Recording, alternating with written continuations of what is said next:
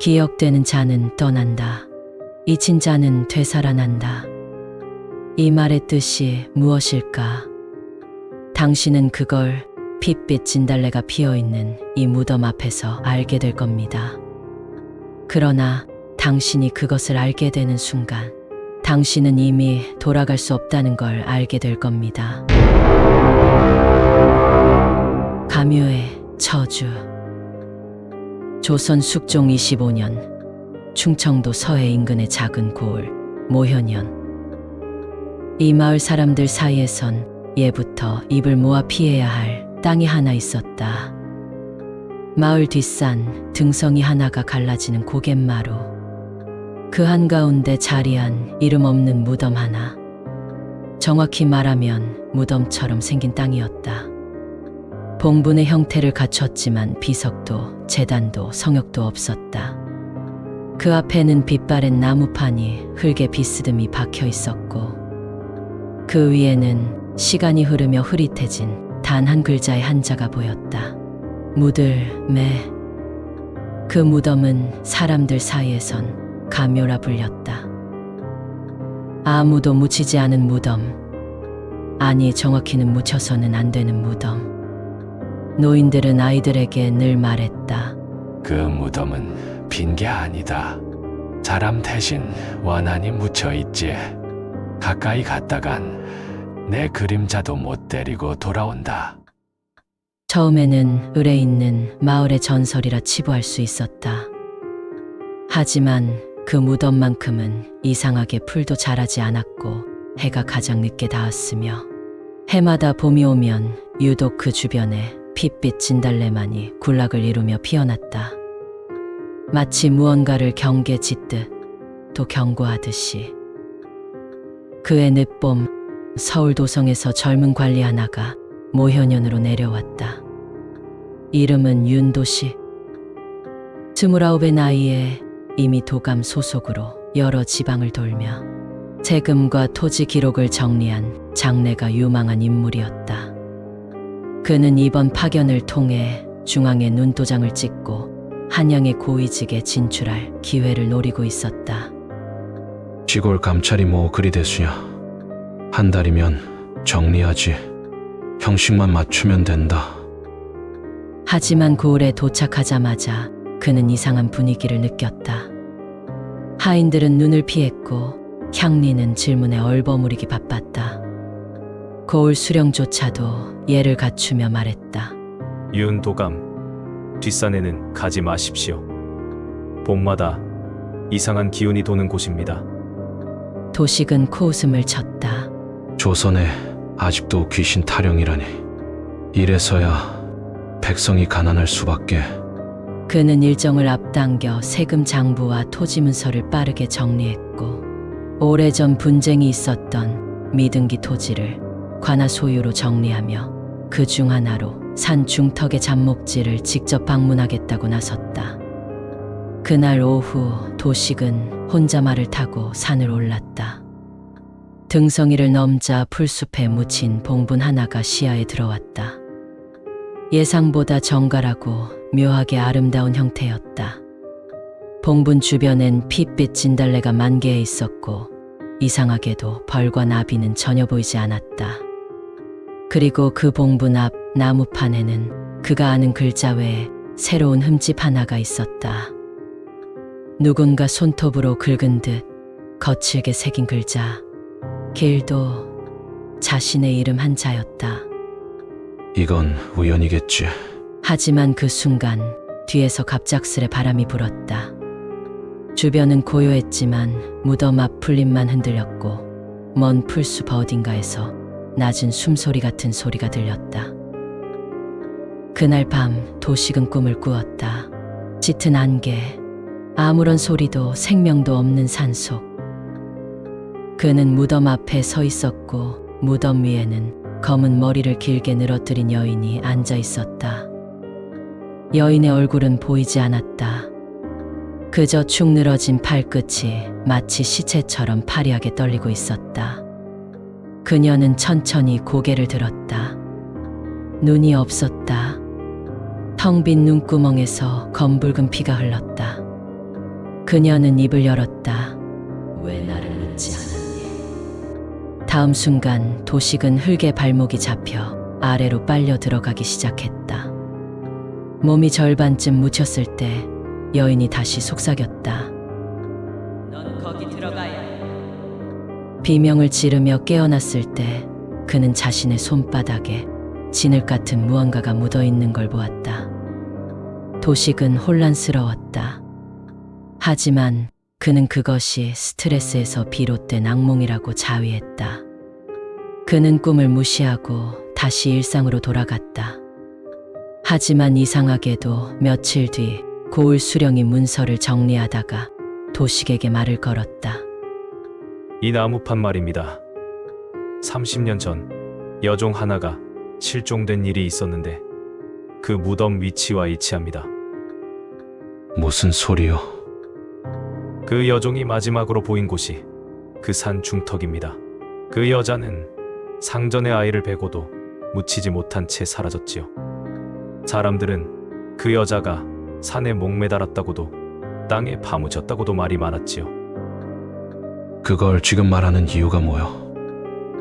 그녀의 이름이 도련이었습니다. 그리고 도감 나으리의 이름은 도식이시지요. 순간 도식은 등에 식은땀이 흐르는 걸 느꼈다. 그날 밤 그는 다시 꿈을 꾸었다. 이번엔 무덤 위에서 피에 젖은 치마 저고리 하나가 바람에 나부끼고 있었고 그 앞에 도식이 무릎 꿇고 있었다. 그리고 여인의 음성이 그의 귓가에 저주처럼 맴돌았다. 다음 내가 묻힐 차례다. 그는 결국 다시 산으로 향했다. 이번엔 손에 삽을 들고 있었다. 확인만 하면 된다. 그는 봉분을 파기 시작했다. 하지만 파면 팔수록 흙은 끈적했고 썩은 물 같은 냄새가 피어올랐다. 그리고 그는 무언가를 발견했다. 하얀 천조각. 그 안에 머리카락이 곱게 말려 있었다. 그 순간 뒤에서 찢어지는 여인의 웃음소리가 들렸다. 다음 날 아침 관아 사람들은 도식을 찾지 못했다. 그의 침상엔 옷이 가지런히 놓여 있었고 그 위에는 나무판 하나가 올려져 있었다. 그 나무판에 새겨진 글자는 단 3글자. 도식. 그 의미는 윤도식 묻히다였다. 윤도식 도감이 사라진 날 고을 관아는 발칵 뒤집혔다. 침상엔 잘 개어진 관복과 벗어놓은 갓, 그 위엔 나무 판자 하나가 놓여 있었고 그 판자엔 조잡하게 새겨진 3글자. 도식, 즉 윤도식 묻히다란 뜻이었다. 도식의 하인들은 처음엔 그가 돌연 떠났다고 주장했다. 어젯밤 주인 나리께서 책을 읽으시다 문득 일어나 밖으로 나가셨습니다. 그리곤 돌아오지 않으셨습니다. 고을 수령은 경악했다. 중앙에서 내려온 관리가 실종된 건 단순한 사고가 아니었다. 하루 이틀이면 도성에서도 이 사실을 알게 될 터였다. 당장 수색을 시작하라. 산 전체를 뒤져서라도 윤도감을 찾아야 한다. 수색대는 산을 올랐고 곧 그 봉분 앞에 모였다. 가면은 봉분이 절반쯤 무너진 채 삽자국이 깊이 남아 있었다. 누군가가 실제로 그 무덤을 파낸 것이 분명했다. 무덤 안에서 발견된 것은 천조각과 머리카락 뭉치, 그리고 피 묻은 저고리 일부였다. 그걸 본 수령의 손이 부들부들 떨렸다. 설마 정말로 무언가가 여기에 묻혀 있었던 건가? 그날 밤부터 고을에는 기이한 일이 연달아 벌어졌다. 먼저 산 중턱 근처에서 짐승들이 밤마다 울부짖었고 마을 개들이 산을 향해 짖다가 목이 꺾인 채 죽은 채로 발견됐다. 그리고 수색대에 참여했던 군졸 한 명이 실종되었다. 그의 집 앞에는 피 묻은 나무판 하나가 놓여 있었다. 무들매. 사람들은 그제야 두려움에 입을 다물지 못했다. 그 무덤은 빈 게 아니야. 그 안엔 죽은 게 아니야. 살아있는 저주가 있었어. 이젠 그 무덤이 제 자리를 찾으려는 거야. 마을에서는 밤마다 불을 꺼두었고 어른들은 아이들을 바깥에 내보내지 않았다. 농부들은 밭일도 거두고 장사꾼들은 고을을 떠나기 시작했다. 며칠 후 도식이 남긴 문서를 정리하던 수령의 비서 이주호가 한 권의 묘한 책을 발견했다. 책 속에는 도식의 글씨로 적힌 메모들이 있었다. 전날부터 이상한 꿈을 꿨다. 묘 앞의 여인, 눈이 없었다. 무언가가 나를 기다리고 있었다. 내 이름 한 글자가 무덤에 새겨져 있었다. 우연이 아니다. 마치 누군가 오래전부터 내 이름을 알고 있는 듯했다. 그 무덤은 비어있지 않다. 오히려 무엇보다 꽉 찬 원한이 그 안에 있다. 이 글을 본 주호는 처음엔 미친 사람의 낙서라 여겼다. 그러나 곧 이어진 문장이 그를 멈칫하게 했다. 그 여인의 이름은 도련. 그녀는 이 고을의 종이었다. 상전에게 능욕당한 뒤 임신했고 그녀를 묻은 것은 바로 관아였다. 이주호는 이를 곧장 수령에게 보고했다. 수령은 잠시 말이 없었다. 그제야 그는 입을 열었다. 서고 뒤편 오래된 기록을 확인해 보게. 30년 전 이 마을에서 사라진 여종 하나가 있었네. 서고 안은 곰팡내와 먼지로 가득했지만 주호는 기록을 뒤졌다. 그리고 그곳에서 정말로 도련이라는 여인의 기록을 발견했다. 상전의 아이를 임신하고 수치를 피하지 못해 자결하려 했다는 이유로 그녀를 조용히 처리하라는 명령하에 무덤 형상만 꾸며 남쪽 봉우리에 묻었음. 묻었다가 아니라 살아있는 채로 파묻었다는 암시. 도식의 실종이 우연이 아님을 주호는 직감했다. 며칠 뒤 주호는 혼자 산으로 올랐다. 그 무덤 앞에서 무릎 꿇고 연부를 외웠다. 제발 더는 사람을 데려가지 마십시오. 당신의 이름을 기억하겠습니다. 당신의 억울함을 밝히겠습니다. 그 순간 바람이 멈췄고 나무 판자 하나가 땅에서 스르르 빠져나왔다.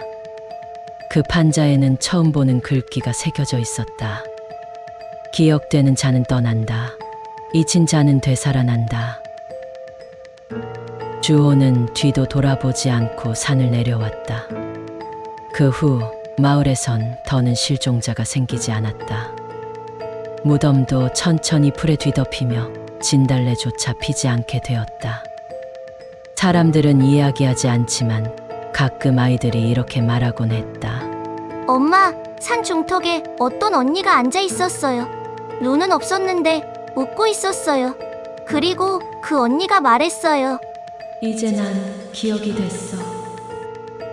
그로부터 수십 년 후 고을은 폐지되었고 가묘는 지도에서 사라졌다.